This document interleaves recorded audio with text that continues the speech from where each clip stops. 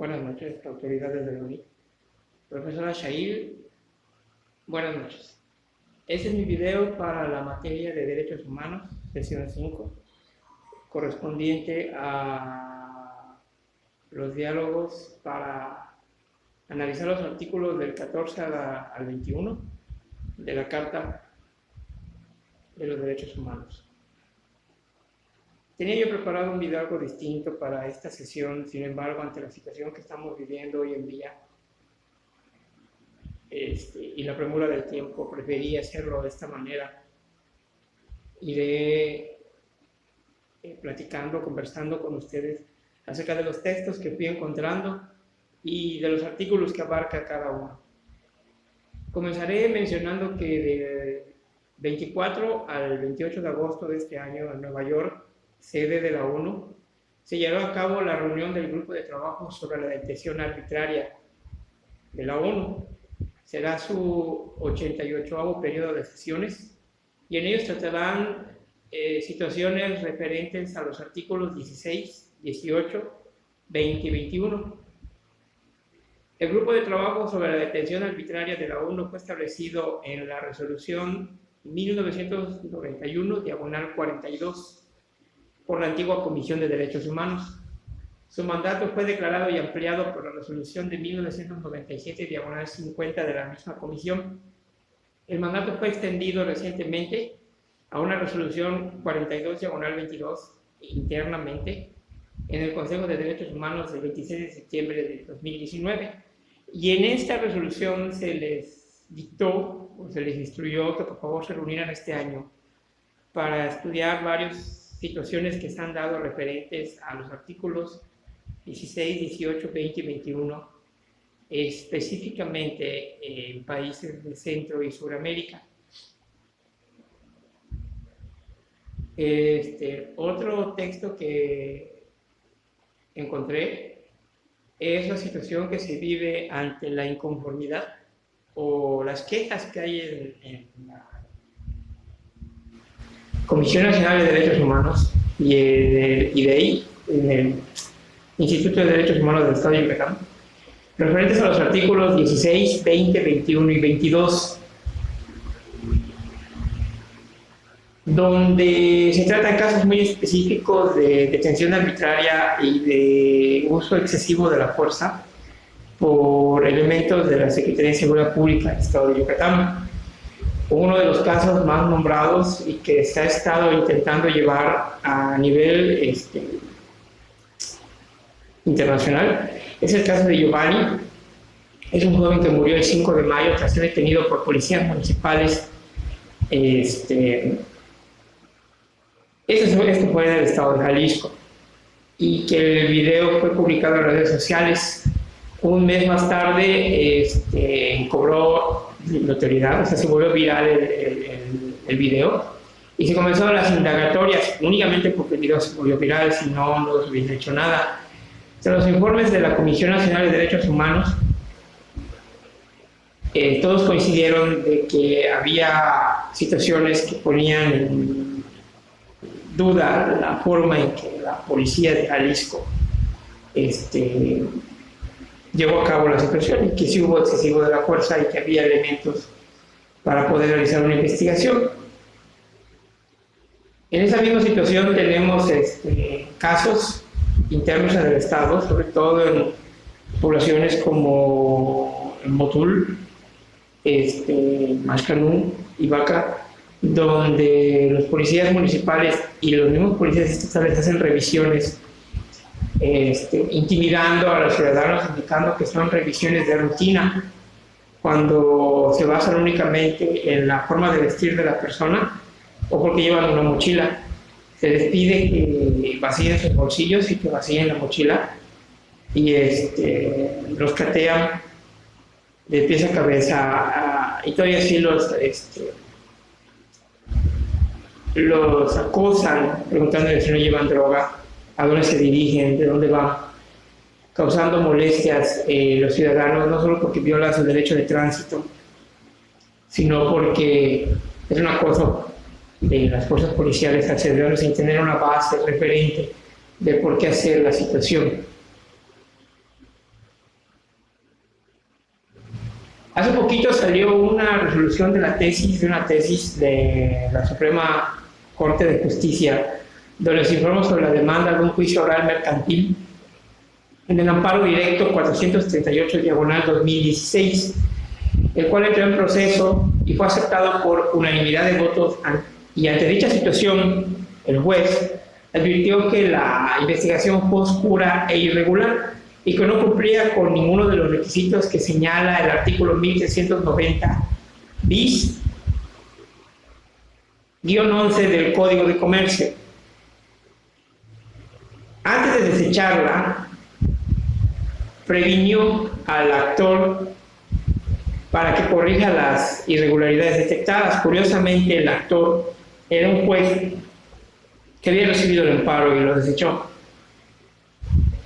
Esta recomendación de prevenir al actor se hizo para que no se haga un desequilibrio en el proceso y no haya una ventaja indebida para alguna de las partes. Los conceptos de violaciones dirimidos por la parte ofendida que omiten en el amparo implican los artículos 14 y 17 constitucionales, que a su vez pues, son nombrados y amparan derechos humanos. En la Constitución Política de los Estados Unidos Mexicanos deben considerarse dos aspectos, uno de forma y otro de fondo. El primero comprende los medios establecidos en el propio texto constitucional, constituido por la existencia del juicio mismo, seguido ante los tribunales previamente establecidos, para que estos cumplan con las formalidades esenciales del procedimiento, cosa que no fue. El procedimiento fue muy ambiguo y por esa razón la persona ofendida o la necesitada de que le hagan valer su derecho tuvo que recurrir al amparo. El segundo constituye el contenido y el espíritu mismo del proceso, el mismo que persigue una garantía individual, o en este caso dos garantías individuales, que es el nombrado en el 14 y el nombrado en el artículo 17. Y su fin es evitar que se deje en estado de indefensión al posible afectado en un estado privativo y en una situación que afecte gravemente a su defensa. La Suprema Corte de Justicia, basándose en esos dos códigos y después de haber revisado el expediente, aceptó la tesis y aceptó el amparo para que la parte ofendida pueda continuar con el proceso de vida. Constitucionalmente y en el país se lucha porque el artículo 17, 20 y 23 sean transparentes, porque los juicios o los procesos legales que se lleven en todos los casos en los juzgados sean totalmente transparentes. Los tribunales judiciales encargados de la administración de justicia del fuero común, así como los tribunales federales, comúnmente llevan procesos muy lentos, con demasiado papeleo, que resultan ser a veces caros y tortuosos para las dos partes, tanto la demandante como la demandada.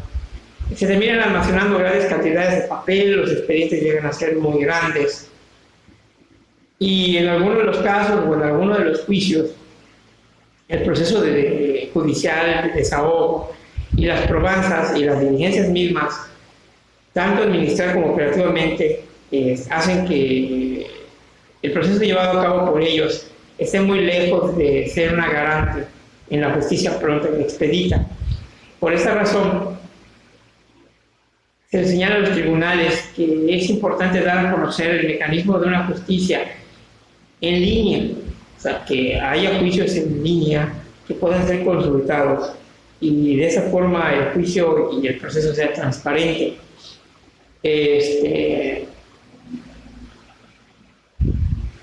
La Constitución nos dicta que la ley debe ser expedita, completa, pronta y gratuita, y también debe ser imparcial. Por esta razón, es importante que, basándonos en el artículo constitucional, en el artículo 17, en el párrafo segundo que indica, toda persona tiene derecho a que se le administre justicia por tribunales que estarán expeditos para impartirla en los términos que fijen las leyes, emitiendo sus resoluciones de manera pronta, completa e imparcial.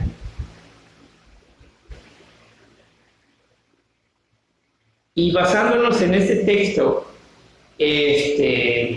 Hay una propuesta que viene desde el 2006 en el que se puedan hacer los usados en línea, en que buscando la transparencia hay un proceso en línea donde las partes puedan conectarse, consultar, revisar el video.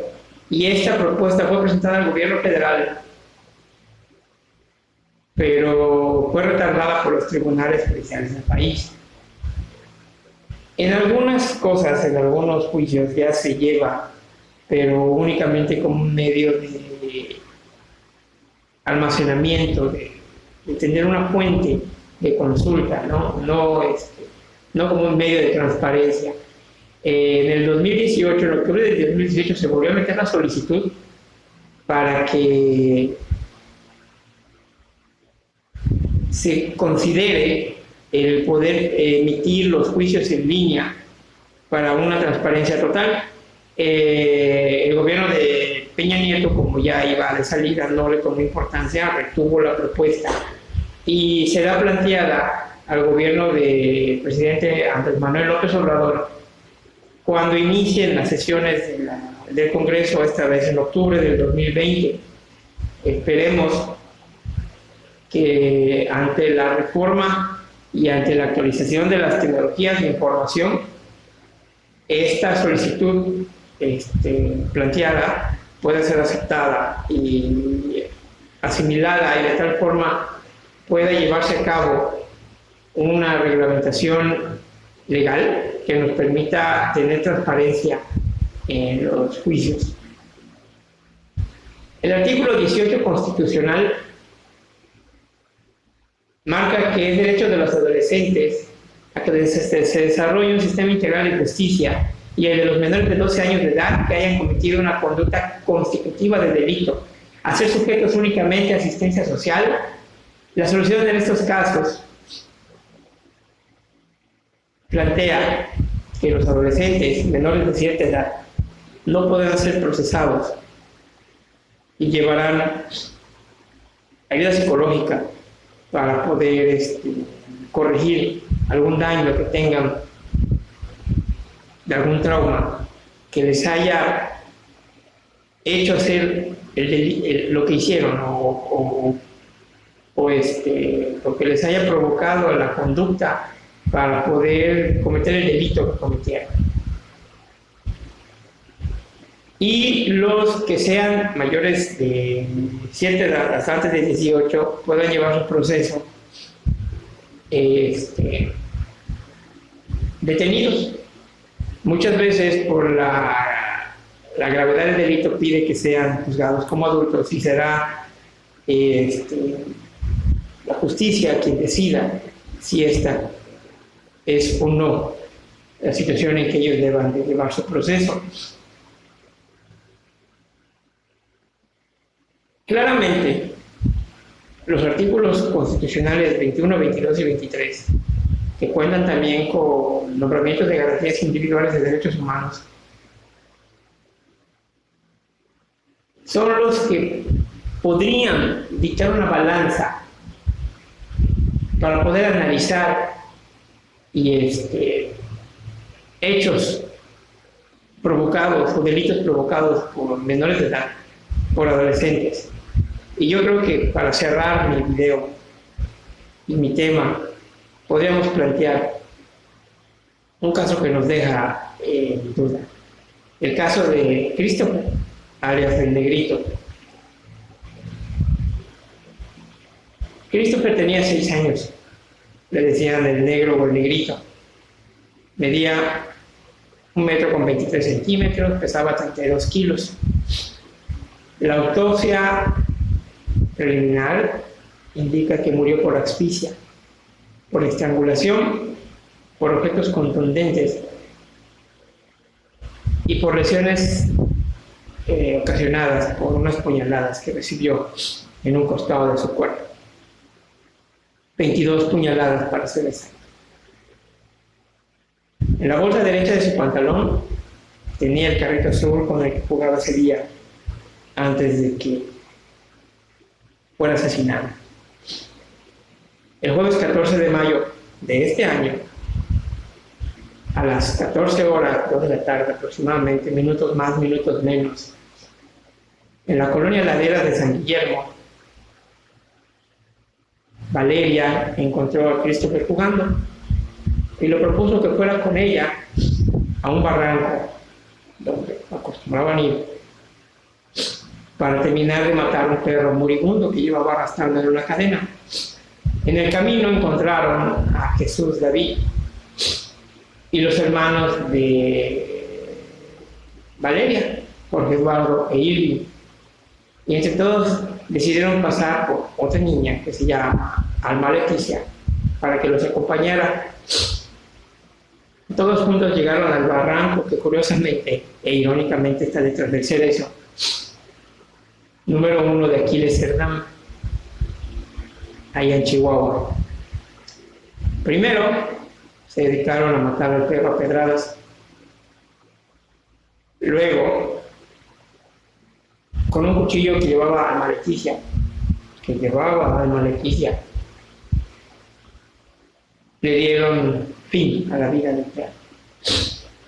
Terminando con el perro, y sin previo aviso le pusieron la cadena en el cuello al negro y lo empezaron a arrastrar por el barranco.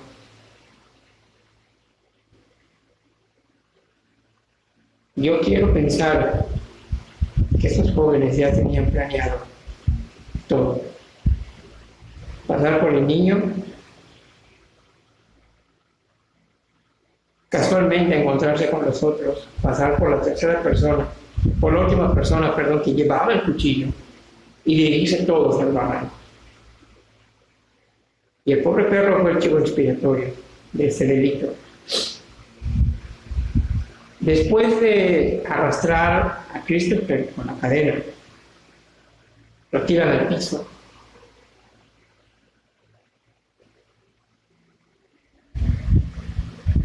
Y le taparon la boca con la tela de un paraguas que encontraron ahí. Irving le gritó que se callara porque si no lo mataba. Pero Christopher no se callaba, seguía gritando, estaba luchando por su vida. A lo cual le metió más el plástico en la boca y con un palo le empezó a majar el cuello. Como aún así Christopher se resistía, le pidieron entonces a Valeria, que estaba más corpulenta, que se subiera el palo para que pudiera aplastar más el cuello de Irving. Como el negrito aún así pataleaba y trataba de zafarse, Valeria con su cuchillo le empieza a apuñalar de un costado. 22 puñaladas.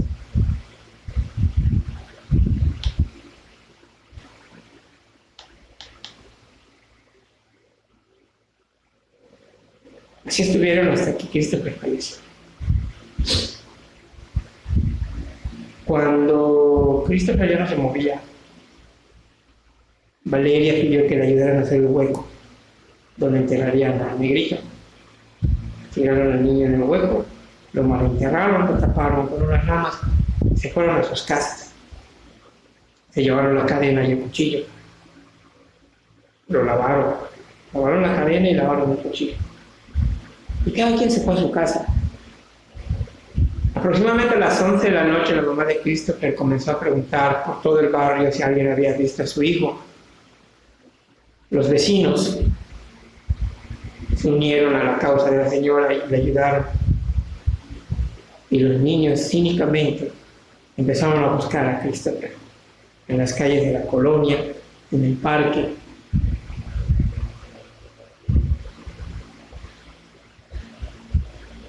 Obviamente no encontraron al niño. Aunque ellos sabían qué había pasado con Christopher, ninguno dijo nada. Yo opino, para todos aquellos que vean el video Maestra Shahid, que esos 5 niños actuaron con premeditación, alevosía y ventaja, que estaban conscientes de lo que hacían, que en ningún momento fueron confabulados por ningún adulto para cometer el delito, tampoco fueron amenazados o influenciados por tal hecho. conspiraron para cometer el crimen.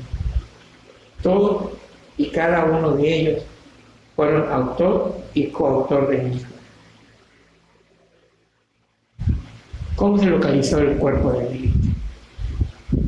En la madrugada del 14 de mayo, uno de los menores no podía dormir, tenía pesadillas, y despertó a su hermana para decirle que escuchaba la voz del negrito, que tenía miedo.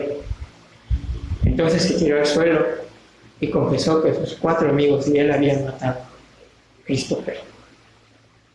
La madre de este menor lo llevó a las instalaciones de la fiscalía y una vez ahí el menor confesó. Indicó saber dónde estaba el niño desaparecido. Refirió que los hermanos de Valeria, Jorge Eduardo e Irving, junto con él, lo asesinaron. Condujo a las autoridades al lugar de los hechos y les ayudó a ubicar el cuerpo. Se retiraron las ramas, el poco de tierra que tenía el cuerpo, y ahí estaba Christopher, muerto. De los actores de este delito, los menores de 15 años están sujetos a un proceso de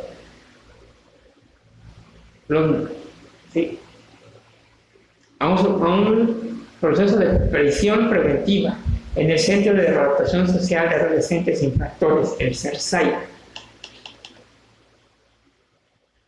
Omar Delfino Ramírez Luna, jefe del Departamento de Ejecución de Medidas para Adolescentes en Chihuahua, explicó que los otros niños de 12 y 13 años no pueden ser imputados debido a su minoría de edad. Estos estarán bajo la guardia y custodia de la Procuraduría de Asistencia Jurídica Social, dependiente del gobierno del DIF del Estado de Jalisco, en coadyuvancia con la Subdirección de Ejecución de Medidas Sancionadoras para Adolescentes, que monitoreará y llevará a cabo el informe de actividades de los adolescentes. Siendo que son menores de 14 años, no pueden ser privados de la libertad, y los adolescentes que están en el CERSAI, o sea, tienen 15 para arriba, reciben un trato igual a los otros 446 jóvenes internos en la entidad.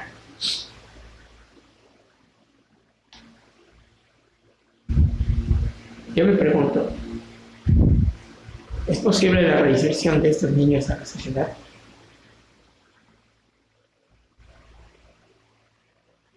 ¿Es posible que los tengamos que considerar entre los artículos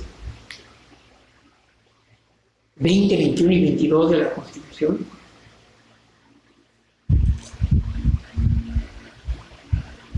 Que realmente los derechos humanos avalados en el artículo 18, 21, 22 y 23 apliquen para ellos.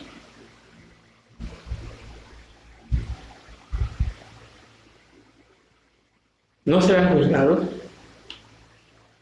porque la ley así lo dicta, no serán procesados.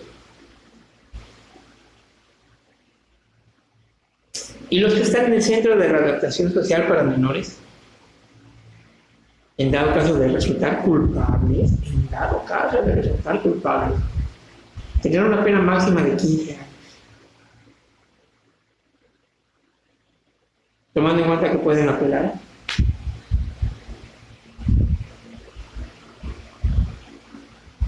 A veces, el profundizar en el estudio de la Constitución, cuando los artículos se entrelazan y chocan con situaciones de derechos humanos, y como humanos tenemos que investigar ese tipo de tareas, si nos encontramos temas como estos,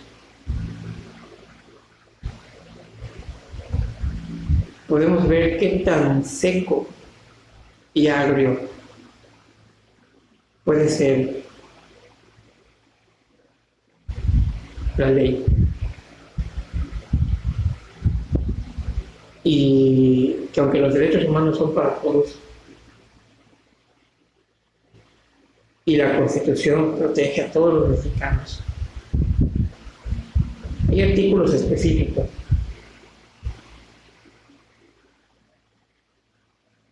el 18, el 21 y el 22 y el 23,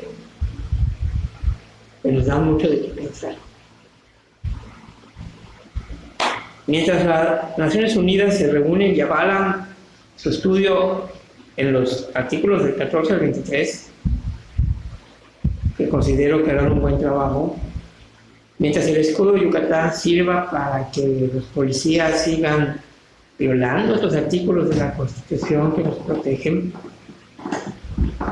mientras sucedan cosas como lo que pasó en el estado de Jalisco o lo que le pasó a Christopher, aquí estaremos nosotros, estudiando leyes y aprendiendo que la Constitución, el garante de la ley en la República Mexicana,